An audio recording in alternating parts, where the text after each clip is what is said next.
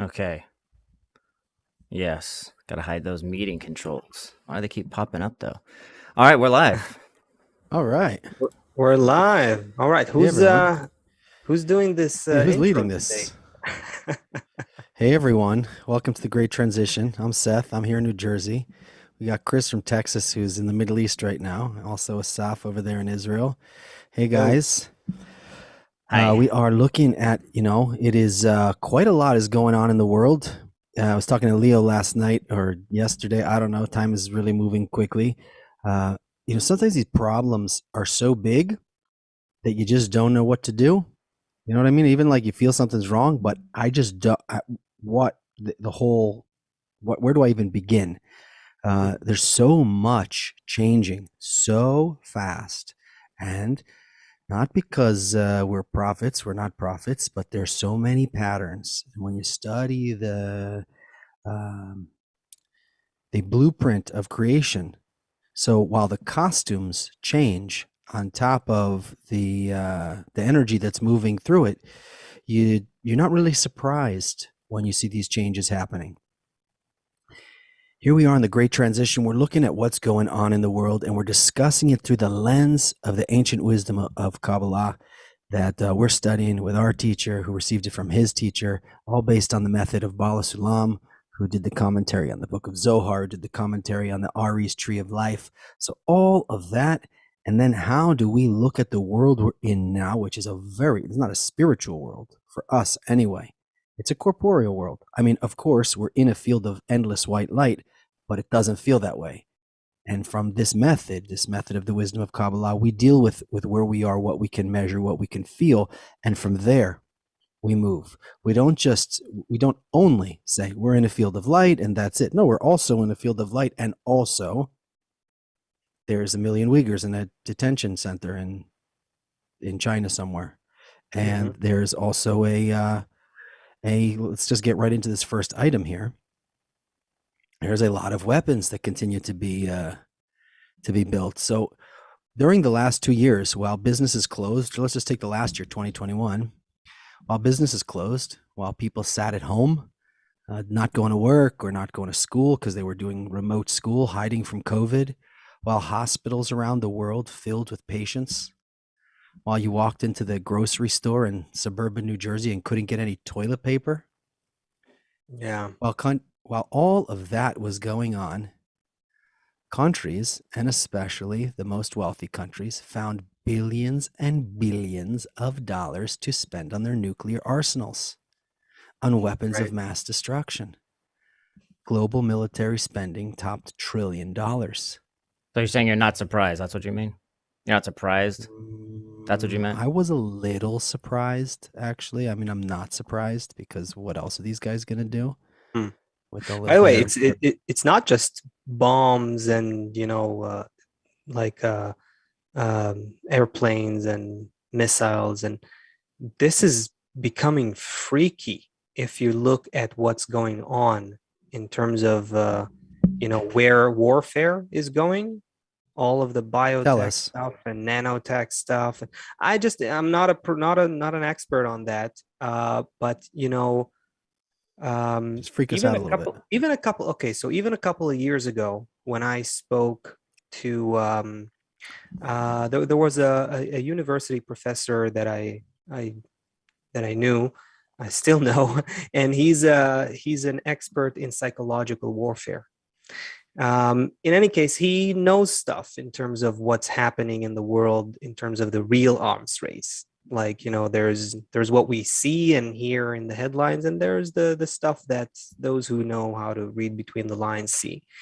Um, and then today, it's already not even as hidden. You can see that China, for instance, is working on biologically enhanced soldiers, on brain control methods, on all kinds of weird, horrifying things that have to do with bio warfare.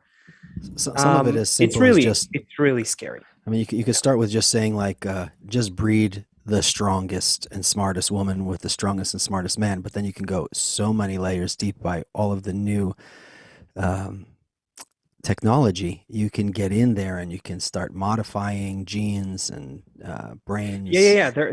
This is real stuff. They're looking at, CRISPR, gene editing, things like that CRISPR, to actually, CRISPR, the gene, the cutting the DNA. yeah, cutting edge gene Acronym, yeah. editing technology. They're looking into that and how to use that for warfare, meaning to use that technology to build, how do we hear you say it? Build, modify, create super soldiers. That probably You means know, that they're not the only ones too. I mean, if you know about it, that means every other country knows about it, and they don't want to get behind. yeah. In any case, look, I'm no expert on that. Maybe we should bring an expert on that, just to be amazed by the stuff that goes under the hood. But it's really, really scary when you put all that picture together. On the other hand, I have to say, like you said, everyone, it's like it's so easy to destroy the world today. That's what I'm kind of, it's like, do you really even need all of that sophistication, all of that highly technological cyber warfare, bio warfare, nanotech warfare, whatever it is? Do you really even need that? You can just hit a button. There's nukes all over the world today. I don't know in how many places, but that's growing too. It's so easy to destroy everything and kill everyone. It's just easy. It's just, I'm already it's doing that hard not anyways. to do it. Yeah. It's fascinating that we keep ourselves from doing it still. There's these how do you call that scientist, midnight clock or something? There's a thing where there are some scientists who are looking at they use the metaphor of a clock that goes to midnight, and they try to show, maybe you can find something on this, Chris, and show us. There's a thing where scientists are trying to reflect the state of the world and its proximity to total destruction through this kind of clock that goes to midnight. There's What? this You mean the thing, doomsday clock? doomsday clock, maybe that's how they call it. Like how many? How Anyway, like they're counting it, until complete destruction? They're just guessing all the time.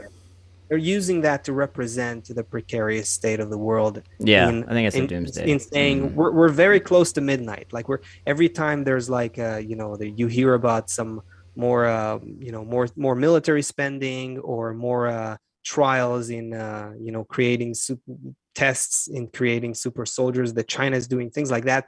They sort of calculate the risk and say we're almost there. We're almost at midnight. We're almost at the point where There's so we're many going to layers. destroy each other.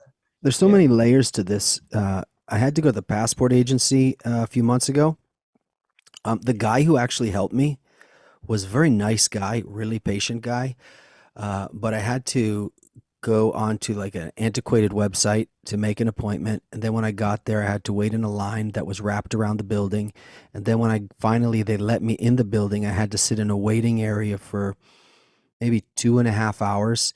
And it was like an airport waiting room, but of course not full. And there must have been 30 windows that, I guess, in the 1980s, early 90s, when 2000s maybe, they were all filled with people. Passport agency in New York City. Now, it was like 3 opened out of like 30. So inefficient. Also, when I went to the DMV, the Department of Motor Vehicles, to get my license renewed, also during COVID, the person who helped me was also really, really nice, the person who actually helped me. But the process, again, I had to go online and get an appointment. Again, I had to wait online. The only places I've had to wait online outside around the building have been government buildings. I had to wait online outside around the building. They called my number. They let me in, and then you wait on another line there. You fill out the paper. If you fill out any field wrong, you have to go back to the line, and do that whole kind of thing again. Governments are not super efficient at managing money, managing big budgets. Like if you had to run a business, you wouldn't do it like that because there's way too much waste. You have all these customers waiting. Just help the customers, get them through the door. So I don't think that governments are efficient also in legislating laws, but let's put that aside for a second. agree. So, it's really interesting. We're into save, you see, save the trees and cut back carbon emissions and all that kind of stuff. Meanwhile, there's hundreds of billions of dollars going into this weapon industry. Right. That is so, like money just going into this giant machine, and we're not really paying attention to it. We were paying a lot of attention to stopping carbon emissions, but there's so an insane 60% of the US's budget's going into the military. Where is that money going? Nobody knows where it's going. What's happening about it? No one's in the streets talking about it. No one's writing about it in the newspaper. I say no one. Some people are. Almost no one. You know what I just thought about? I mean, when you made this comparison with like the efficiency of governments or the inefficiency of governments, I just thought about how the army, the military, is really probably, can you call that governmental? Anyway, it's not Of course it exactly is. government. Yes, but like it's very different from how the military, on the other hand, The president is the commander in chief of the is, military. of course, but that's in the U.S.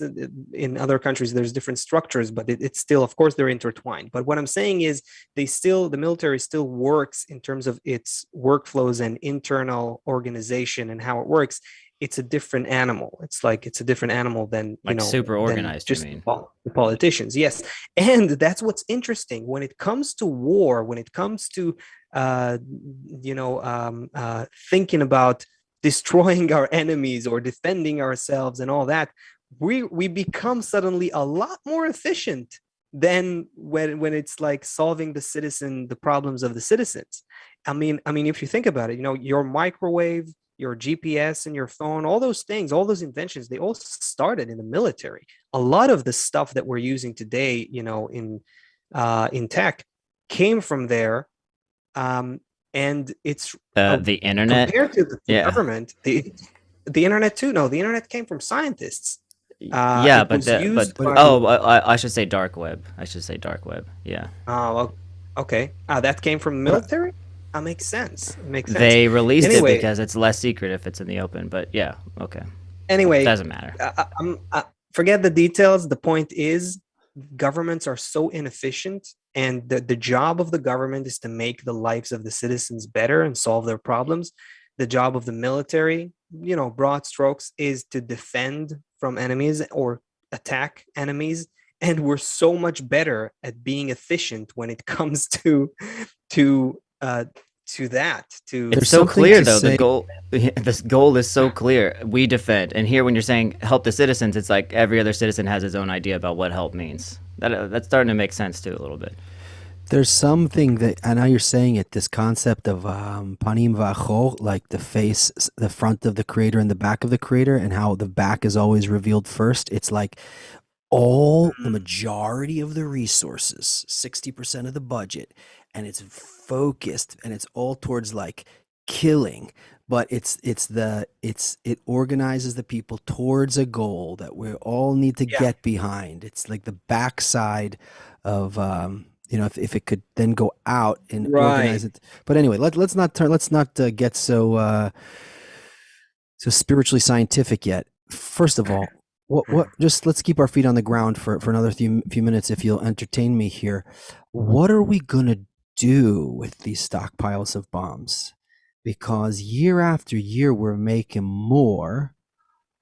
Why do we keep making more? Like how many nukes does it take to kill everyone on Earth? Say it takes, I don't know, maybe 500, 300.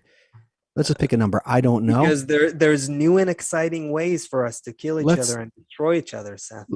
okay, let's err on the side of caution and say it takes 1,000 nukes to kill the whole world. Everyone, to wipe them out, right? So there's more than that.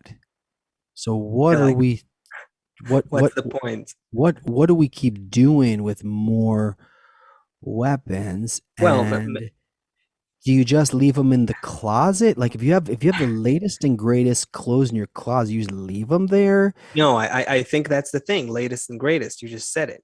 I think that it's an arms race, right? It's a competition on who has the most destructive power, who has the most feared arsenal. Who has the latest and greatest and newest and most destructive and most efficient bomb that will kill the enemy, in the most efficient way, that will eradicate the planet on the way. You know what I mean? That, like, that's what So is there any hope that these guys are there's going to back away from the edge? Because if they keep moving towards who's got the better, is there any hope that they're going to back away from the edge?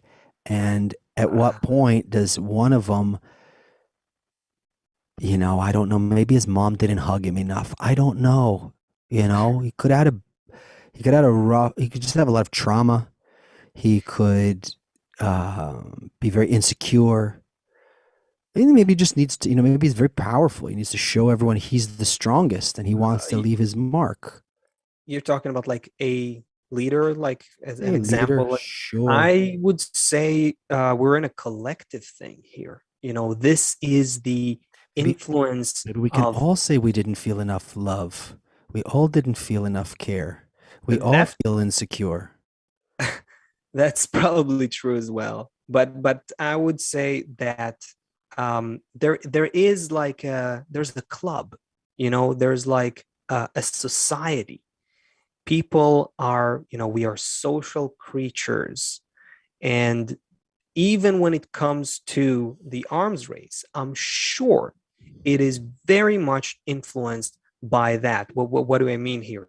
This is, so if you're an NBA player, your peers are the NBA players, and you want to be the best. You want to be the MVP. You want to slam dunk. You want to win.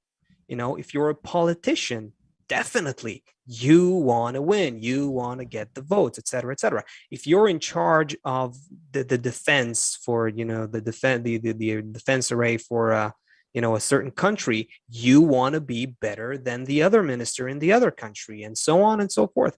That's where we're going. And ultimately, the thing that we're missing, if we can start weaving in some Kabbalistic insights here, then the human ego that drives this endless race itself is developing.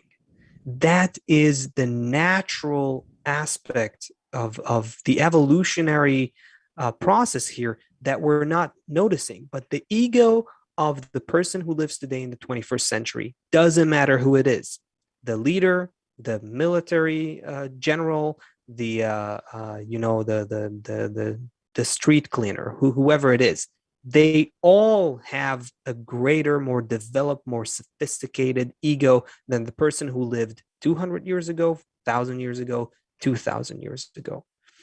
That's, again, and I'm saying more sophisticated, more sensitive, more demanding. It's Can you not to just say define? that there Hold on, weren't. yeah, hold on. Just Yeah, help me, because just define when you say it's a more sophisticated ego. I'm a regular guy. I work right, at the grocery store stuffing bags, right? I try and be sure, nice. Of course, I have right. weird thoughts about all different things, violence, sex, whatever. But but Mhm. normally I'm a regular, pretty good person.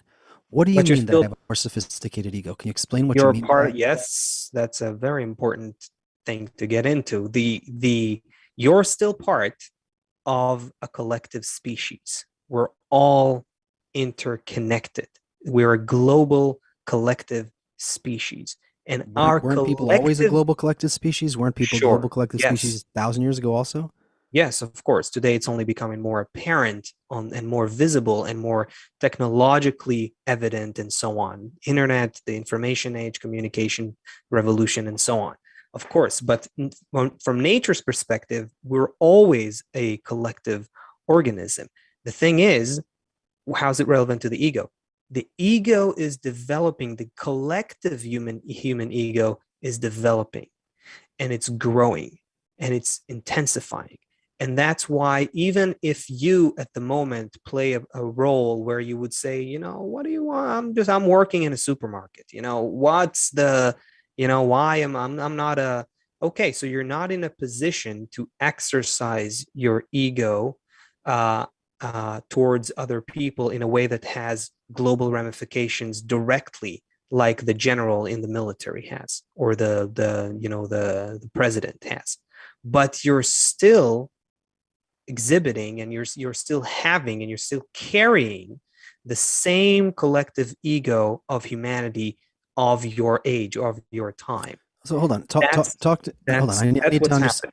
I need to understand this better. So you're talking about some network between all human creatures, then all of humanity. Exactly. So can you Yes. open that up a little more? Because I'm talking about this march towards World War III, and you're bringing up this concept that, I'm talking about these leaders, and you're saying every person. Yes. First of all, you said has a more something kind of ego. You said a more sophisticated ego, but now you're saying Yeah. something else. You're saying that Yeah. they're all tied. It's the same thing. It's the mirror. It's the other side of the same coin.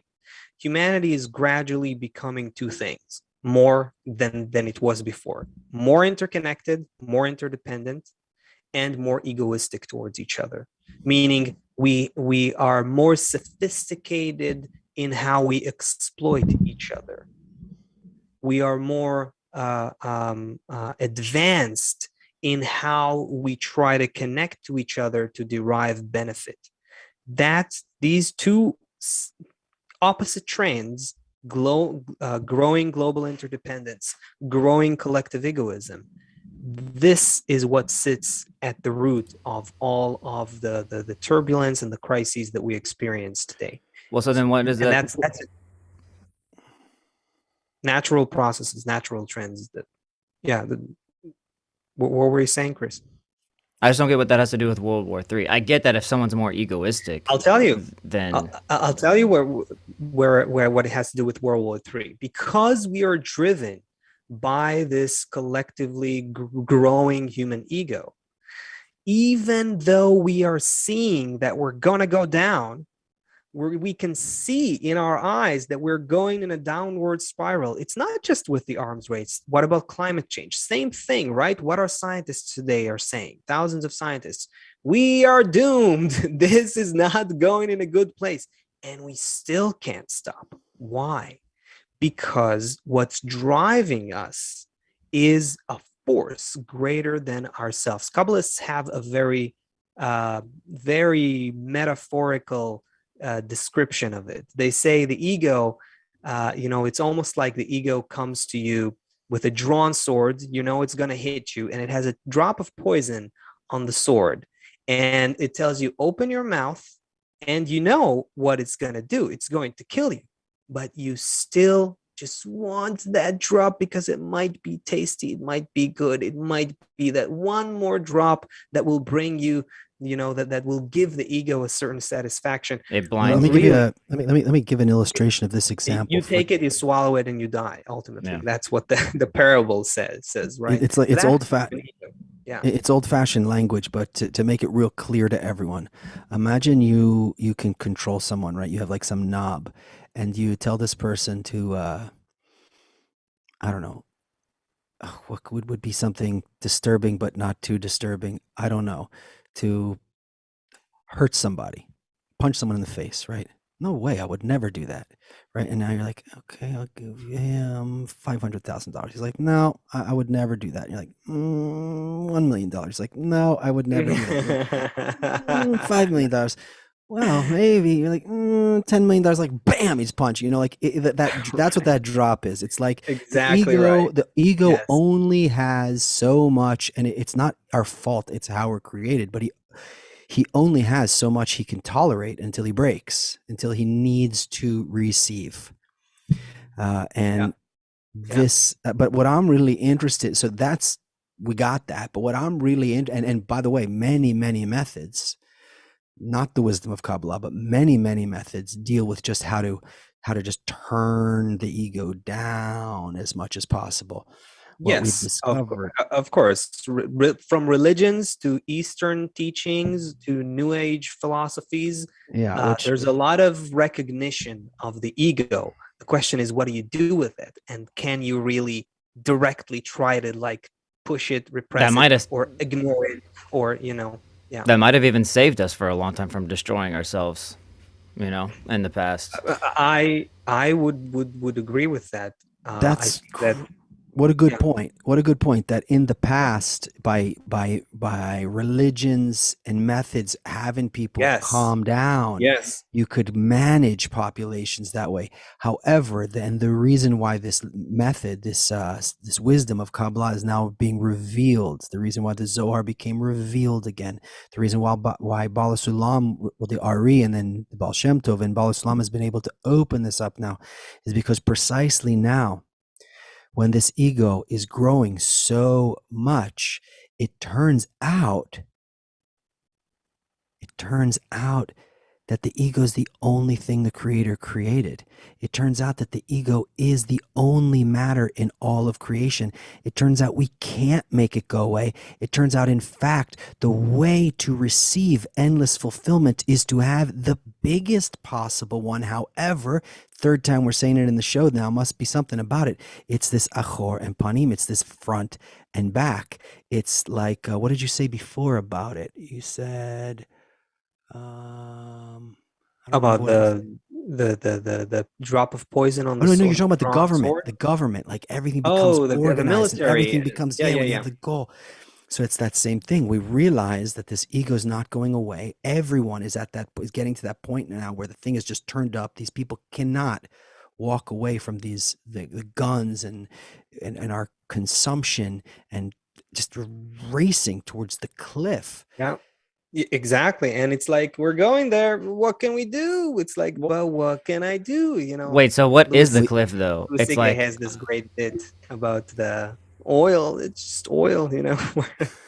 that's exactly Louis the C.K. did, question. yeah. What is this? Like, what is it actually? Okay, so World War III. I'm just imagining in my head. Okay, these people have resources. In the end, it's going to be boiled down to resources, and then we're saying the ego is going to say no, that belongs to me. I need to have the more sophisticated technology in order to take that from you, in order for you not to take it from me. What's actually leading us here to World War III? I get that we have more Uh, sophisticated technology, like the UAVs in the air. Now you have like UAV submarines, and unmanned submarines. But the technology is just blooming and everything's so cool. But how is someone going to use that in well, the end? I would say, first of all, I don't think we are singular and weird by saying that the world is moving towards a world war. A lot of experts, a lot of analysts, having no knowledge of Kabbalah or Kabbalistic insights, are seeing this picture. From a Kabbalistic perspective, we do know this. We are going towards a dead end, an evolutionary turning point that must happen. Why? Because those two trends we talked about, they are taking Which two us trends? to interdependence that's growing exponentially, inevitably, relentlessly, and egoism that's growing inevitably, exponentially, every day. These two are what's in conflict in the evolution of humanity, and the climax of the tension between those two opposing trends is going to require a completely new state of mind, a completely new kind of consciousness, because interdependence is not going anywhere. Look at the history of humanity from the dawn of history to today. It's only becoming, even if you don't take Kabbalistic insights into consideration, just look at the history. We're becoming increasingly interdependent all over the globe, and you cannot stop that. Sure. I used to live in my cave, and I just needed to deal with the people in my cave. Then I lived Yeah. in my town, and I, they had to make roads. Today, if I want food, I have to go to the grocery store, and I get almonds that came from California, and I get fruits that came from New Zealand, and and my clothes came and from and, here. and the whole world is already intricately connected in so many ties that you can't break, because Yeah, they there's no going became the back. very the Yeah. very infrastructure of our existence, of our being. Now, this is all, like Seth said earlier, we were always, we talked about this a couple of minutes ago, from nature's perspective, we were always interconnected, but we are discovering it. It's becoming apparent in front of our eyes. That's a whole other All right, perspective. listen, We're just listen. Let's move away from the bombs for a minute. Step back from the bombs. There's some other wait. things. We've got to propose a solution here. We got to talk about something to solve this, don't we? Okay, go ahead. Where Not are we yet. going? Okay. Okay. It's part of the same big picture. It's a little bit of a different take. We don't really talk about this topic too much on this show on purpose because it takes, we have to have a shared language. We would love to talk about it, but it takes a little bit of preparation because we need a shared language. But let's go into it and see how it works out. There's other things that are going on. These same world leaders, you know that we already discussed that nobody cares about the Uyghurs who are the million Uyghurs in the Chinese detention camps, right? Nobody cares about them, right? I mean, is anybody protesting about them? Or, I mean, I can't tell you how many protests there were about pronouns, but when you Right. sterilize people and you put them in detention, to sterilize a million people based on an ethnicity and put them in some kind of, and detain them in a camp for Wow. 5, 6, 7 years. Nobody really cares about that, right? Torture, sterilization, political indoctrination. So we know we don't really care about that. But you know who does care about it a little bit? In 2021, the UN gave China one condemnation about that. Mhm. Spent a lot of time on pronouns and other things, but about one UN condemnation about the million people they have in these detainment camps. Also, there's certain countries around the world where if you're gay, you can be executed. Right. Highly radical Islamic countries. Yeah. Well, Iran, for example, you could be executed, hung from a crane in the streets if you're gay. Brutally Mhm. killed and disposed of by his family because of his sexuality. Well, that's in a family, but also it's illegal. So the UN cares a little bit about that. The UN, well, not, I don't think it was over this Wait, issue, but there's a big thing before you brush off. The example Chris just showed is something that happened in a family, but you're talking about I'm just a saying, government I'm looking at that the, basically will execute you if you are gay. right. So I'm talking about powerful countries that have policies that we may or may not like, right? So, million people in a camp, that you get one strike from the UN. Okay, you have policies such as these, such as hanging gay people. The UN in 2021 gave Iran one strike, one condemnation. There's 5 countries that got one condemnation. It was China, Iran, North Korea, Russia, and Myanmar out of 194 countries. Each of them got one. And there's one more country that got condemned. They got condemned 14 times. Not one. They don't even. Oh They boy. yeah. They got condemned 14 times. So that's 14 And million Uyghurs in. so what you'd think that this country is probably responsible. They must be responsible for a lot of bad things happening. This country has to be responsible probably for the virus.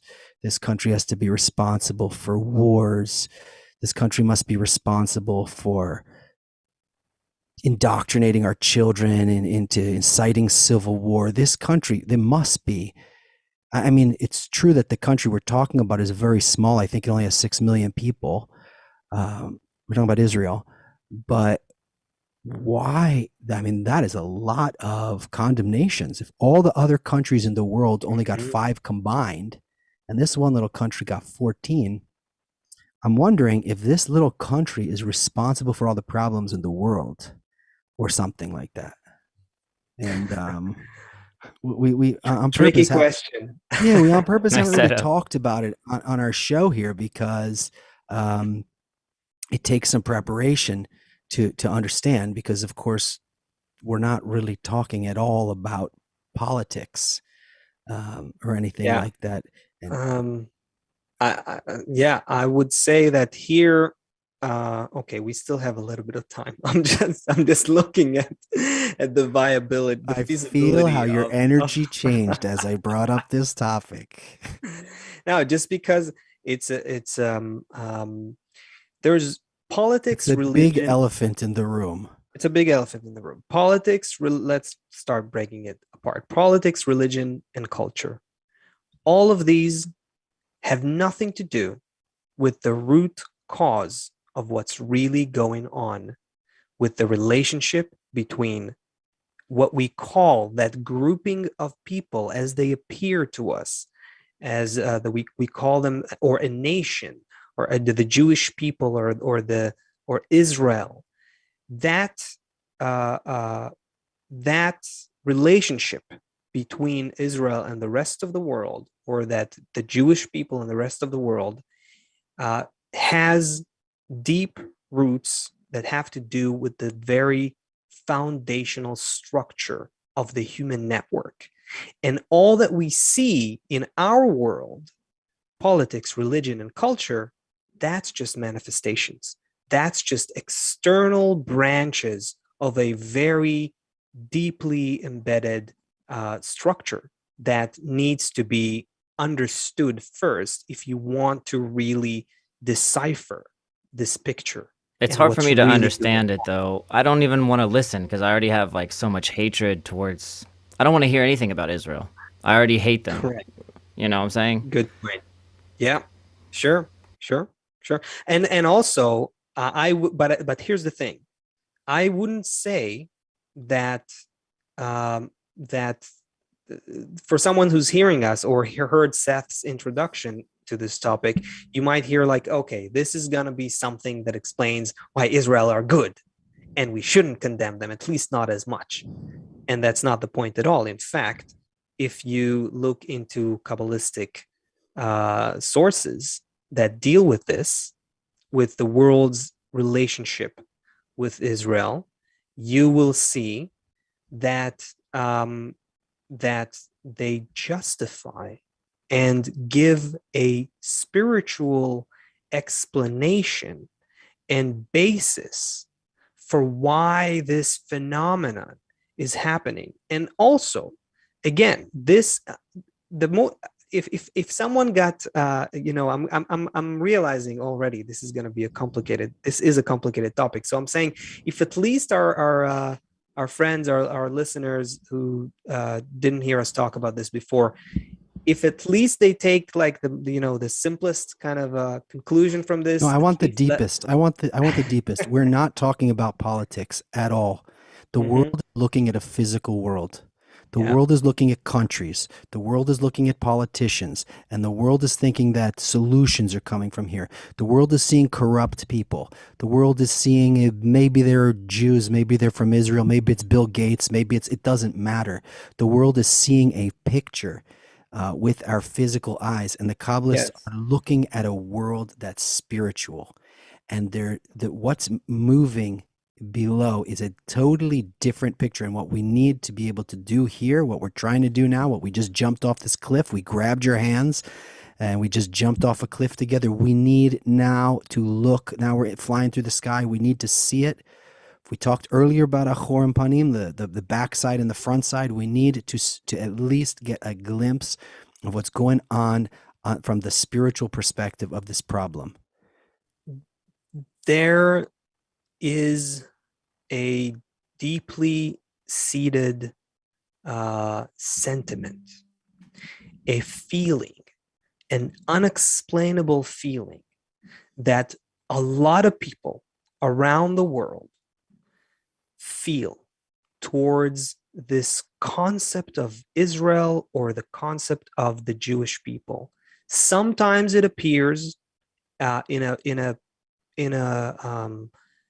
friendly way. Sometimes people appreciate that group of people or that country.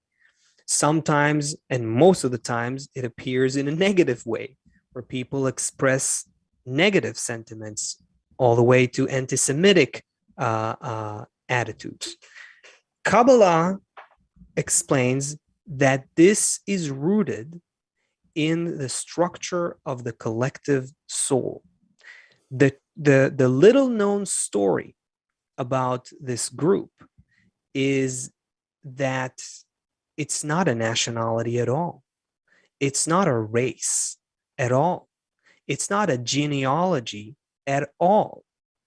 The group that is called Israel originally the original Hebrews, the early Jews, they were formed about 4,000 years ago,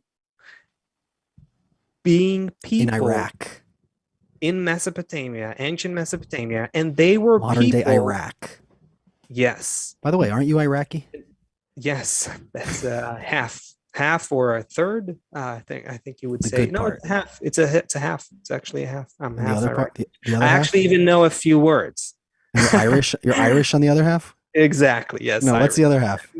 No. The other half is Moroccan. All right. So you know some Iraqi words? I think I have it's not exactly half, and I have some other. Were there people in Iraq for 4,000 years, or they wandered around and came My back? my mother lived in Iraq. She was born there before she came to Israel. Can you give us some Anyway, words? let's. No, this is interesting. Just do you have any, what words do you know? No, Okay, that's fine. not All right. gonna Okay, back not to the gonna space. fly right. Back to heaven. Okay, go It ahead. No, just it it's just I sounds like a can't. bunch of people just kind of like got together. It's like everyone kind of like people from around just said, "Hey, let's start a country." That's never happened before. It's kind of a weird concept if you think about it, actually. Right. The so this group of people, I'm saying they're not a race, they're not the children of some one person. That no, they were people from all over the world. That's the first thing that, every, historians will argue with us now. What else? Orthodox Jews will argue with me now, of course. But this is what Kabbalah explains that actually occurred. We're talking about a group of people that began as representatives from all of the different tribes and clans and groups, or so to speak, nations. We didn't have the concept of a nation 4,000 years ago. But if you can imagine, in mostly in the city of ancient Babylon, in that area, that was the cultural center of humanity. I don't know. Think about, like, I don't know, New York, I guess. Yeah. like a sort of a New York, exactly, like sort of a New York of the time. And also, we don't understand. Think about the human population rise. We're talking about a time where there's a few million people in humanity. That's it. It's not even, the billions, the few billions of people that we have today, globally dispersed and everything. We need to, we need to understand what we're talking about.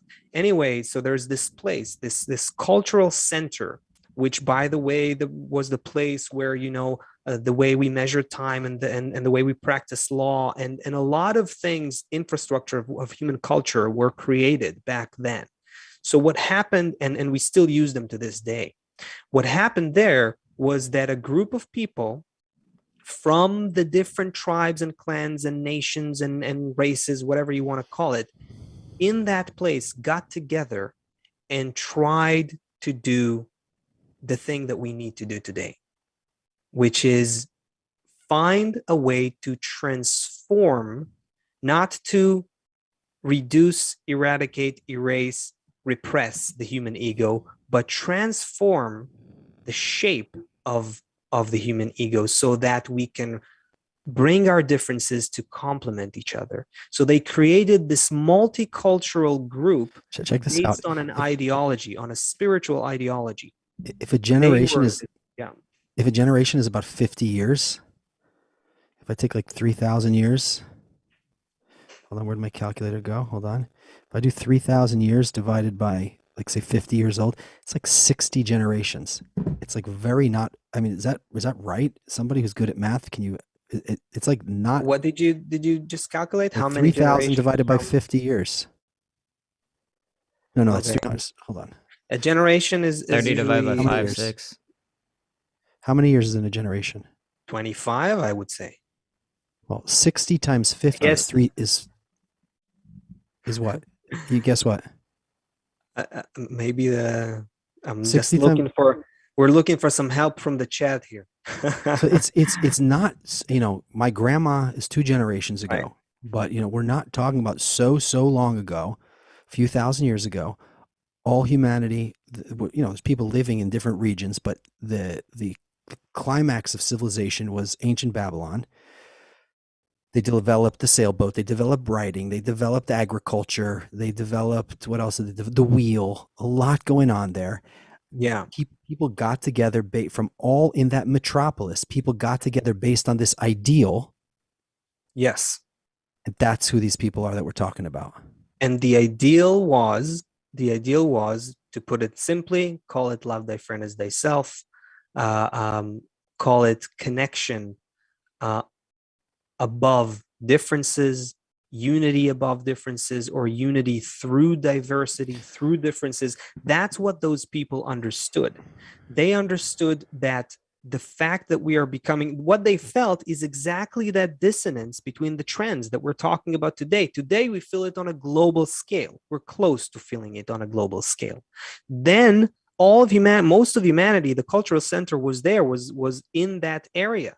So about 1 million people or something in Babylon, I don't know, you have to look at the historical records, but that's what they felt, that there's a lot of people there, a lot of differences. They're becoming interdependent. They're creating some sort of economic ties between them. Their lives depend on each other, and they begin to fight. They begin to pose threats to each other. And they realized, wait a second, this is a natural process that's happening. Nature is bringing us together. And on the other hand, there's a force within each of us that's pushing us away from each other. If we manage to transform that inner force within us to agree with our inner connection and benefit from it and enjoy it and make a life out of it, we can create a new culture. That's what you can call the school of thought of Abraham. Okay, hold on a minute. But there were some people that were where- saying, there were some people that said nope, and there were some people that said okay, right? Not everyone agreed to that. Exactly. Yes, that's the very root of the conflict between that group that today we call Jews, Israel, and so on. Hold on. We're stopping. We're stopping right there. I'm going to say that anybody who's watching this show right now, anybody who's involved should rewind. No, anybody who in their heart, in their desire, is trying to figure out how to get towards that unity of mankind, that is that very same Israel from back then. It's the same one, and all of the people who are still didn't get there yet, because as we know, they will all know of me from the least to the greatest, and everyone in the world has to come to it together, and there is no difference between big and small. Once we all enter into that spiritual perception, each and every one is completely equal in that circular integral connection. But in the meantime, we are, and those who are here, and you get to decide for yourself. And it doesn't matter what country you come from. It doesn't matter what religion you're born from. We're not talking about that. If you are Yashar El is the Hebrew, which is the word Israel. It just means straight to that goal. Then you here are considered Israel. And forget about the country. There is a subconscious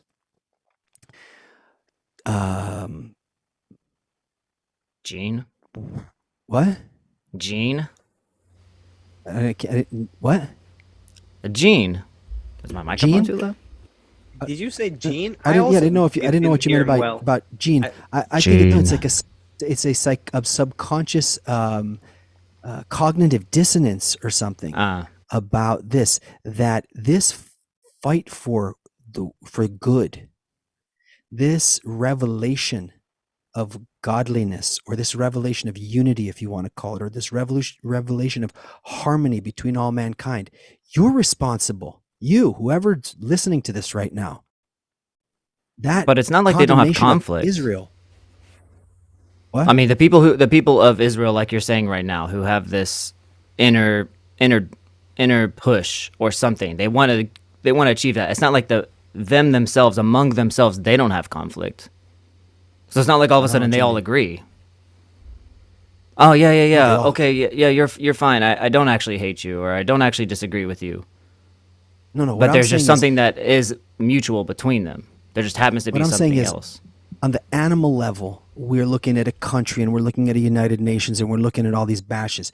But the people who want that and are fighting with each other, that the fighting amongst the Israel, instead of those people being the cream of the crop of humanity right now and working together and uniting together and being an example to all of humanity, right there, I looked over there for a minute at the chat. I'm sure there's people there who all agree that there needs to be harmony on earth, that there needs to be peace, and I'm sure that there's people there who would be fighting with each other if they were given the chance, because That's even what I'm saying. Yeah. amongst those who desire connection, the ego, remember that Asaf talked about that drop of poison? The ego is so strong in this generation that, yeah, I want peace under my terms. Yeah, I want connection under my terms. So, Asaf, if you can help us unpeel it, because you're talking about the kind of the historical Sorry for the noise. the historical origin and where this comes from. But people need to Not just the historical. The complicated thing here. Sorry, I'm just pouring some water. The complicated thing here to express and to learn for people who are not familiar with this Kabbalistic perspective is that you have to understand two axes here. One of them is the historical process. The other is the spiritual one. And and both of them need to be, you need to understand what's the relationship between them. History is a manifestation of spirituality, of spiritual data. That's where everything comes from. Humanity, all of it is a network. Remember, we said that. The goal of that network is to become consciously aware of its complete, unbounded connection. Every node on this network needs to become completely lit, like a thing on a Christmas tree, whatever, like just think about they say when your brain is in highly creative states, then all of the neurons, a lot of the neurons, from different areas in the brain are lighting up and communicating with each other. So put whatever visual picture that helps you to see that humanity is one network, and its evolutionary purpose is to become completely interconnected consciously. Why? Because through that conscious interconnection, we discover the one force that sustains all of us, a force of complete, unconditional love and bestowal. That's the goal. All of humanity.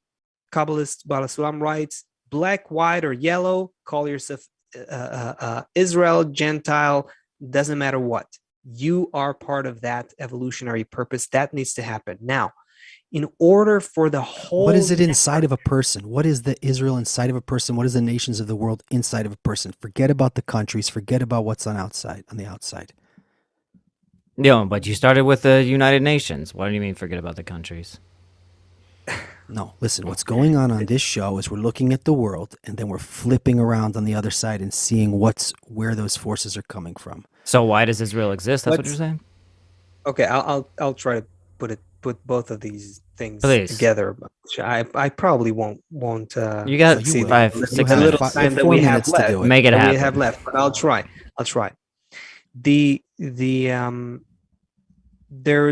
There comes a point in human history where humans begin to become consciously aware of their ego and their separation and the need to overcome that. Then representatives from all of humanity recognize that, feel that, and they begin to create a culture and a methodology of how to rise above the ego and transform it in a way that doesn't go away, doesn't disappear, but it's completely positively connected with others. They are a global group. They're a mini model of the whole of mankind. There's no Jews, Israel, or any other kind of nationality at this point. That group, historically speaking, that's the spiritual connection that's formed between them. And again, they're representatives from all of mankind, right? 4,000 years ago. Now, what happens is that they go on their path, developing the methodology, developing their method of unity through differences, and so on. Now, thousands of years later, a lot happens to that group. We're not going Yeah, to go including into that. 10 of the tribes going out there. So there's these people are in every nation, every It country, becomes, everywhere. yes, there's, it's not Black, by chance. yellow, Arab, It's this. not by chance that they're everywhere and they're going and they're I saw intertwined. somebody wrote the Pashtuns in Afghanistan are probably Jews, and these ones are everywhere. China, here, Back to everywhere. the network example. Yeah, like you said. Yeah. Exactly. They're spreading now through that network. But from that point where they initially detached from the rest of humanity, that's the point where the sentiment and the weird, inexplainable, most of the time anti-Semitic, other times friendly, and especially that's where the feeling in the collective psyche of humanity was imprinted towards that group. Okay, that's why to this day every person feels that there is something weird, unexplainable, that needs to some deeply seated demand, something they feel irrational, an irrational feeling of some relation towards that group, some demand from them, some expectation from them, something. Now, over time, that group itself also lost its spiritual status, lost its methodology, became completely assimilated in other groups, and so on. So today, what do you have today? Today, the people you call Jews or Israelis, they're not necessarily, they don't necessarily understand or feel anything of what we're talking about. They're not, you can't call them Jews spiritually. Or spirit in a spiritual sense. You can call maybe a person who grew up in the Netherlands or in the US or in wherever, who has nothing to do in his genealogy with what we call the Jewish people, feeling that tendency towards unity above differences, and they, spiritually speaking, are called Jews. So you see the terms, the definitions have become confused. Today we're in a confused state. But because we are in this mixed up situation, what happens is that the sentiment didn't go away. The deeply seated demand from that group to complete its role, to complete its spreading of that ability to connect all differences across the network, the need for that still exists in the human network in each and every node. And because today we don't know who to direct it to, how to express it, it comes about, it manifests as some sentiment, mostly negative and most of the time, towards that group that on the outside, we can call them Israel or Jews or something like that. But we don't actually know who and what do we want from them. No, I know. It's not the people, even from them. I'll tell you. It's all of those people who have the inclination towards unity, towards connection.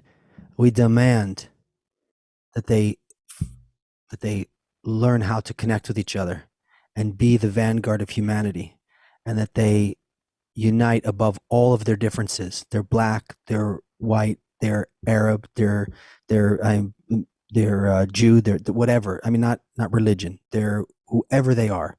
Anyone who has that inclination in their heart to unite, those are the ones we need to count. Those are the ones we're counting on to do it. So join us next week, everyone. We'll be here again on Thursday, 2 p.m. We're out of time. Do this. These guys, the guys who have the guys who are making the weapons are not slowing down, and the ones who have the inclination towards unity need to get stronger. We're not going to fight with weapons. We're going to make a mountain of good on top of that. We hope to see you here next time, where we explore this more. We explore what's going on in the world, what we can do about it, and how we can get to that good future together. Thank you guys for joining from the Middle East, Chris and Asaf and everybody who joined us. Big hug. We will see you next time, 2 p.m. Eastern at the Great Transition. Bringing contentment to him through the love of friends.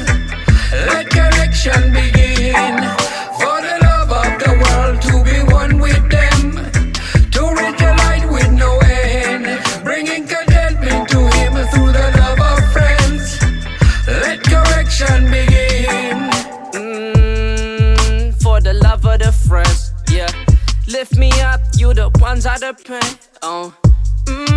For the love of the friends, yeah. We in this together, one with no end, yeah. Deliver us from evil, bring us in bestow. The spirit of the metropolis can take control. For the love of the friends, like the sages foretell. We the nation, one man and one soul. All my friends are warriors, they sacred. Against the evil inclination. Holy dedication, self-examination. One man, one soul, yeah. We the nation of the world, to be one with them. To reach the light with no end. Bringing contentment to him through the love of friends.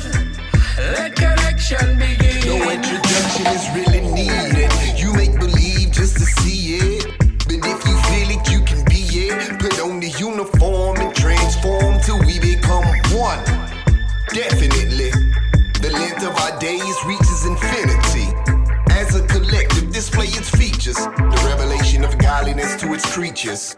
This road is very narrow, like in a telephone booth fighting Pharaoh.